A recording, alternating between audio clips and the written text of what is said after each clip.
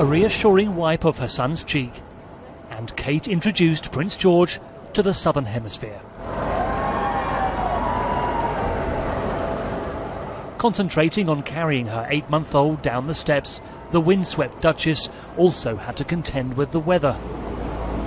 Prince George, by comparison, appeared unfazed, seemingly eager to meet his first foreign Prime Minister, as this historic royal tour finally got underway.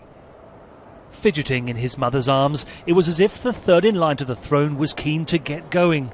A reassuring tap from Dad, Prince William, and then, facing forward, Prince George's first overseas royal wave to those of this faraway British realm. Following close behind the family of three, an entourage of many. Private secretaries, police protection officers, and of course Prince George's new nanny, Maria Borrello.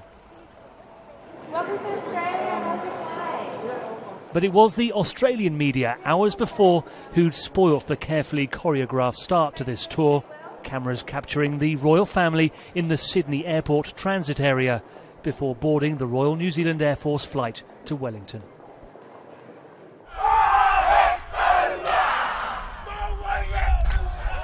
Fierce, intimidating. A traditional Maori warrior welcome for the royal couple at Government House in Wellington. Designed to work out whether the British visitors were friend or foe, it was left to the Duke to stare out his host.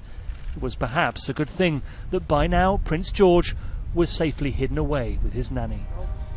William and Kate will operate a hub-based tour, which means they'll travel in and out of cities in Australia and New Zealand to minimise the impact on their son. Nights away from him kept to a minimum, but they also know they have to manage his introduction to two countries where one day he will be king. This tour will focus heavily on Prince George, and so there was a flurry of excitement as a baby appeared at the window of Government House. But George it was not, instead maybe a playmate for the toddler for the duration of his stay.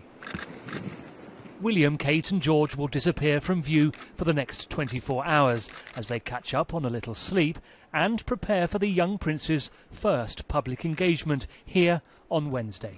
Paul Harrison, Sky News, New Zealand.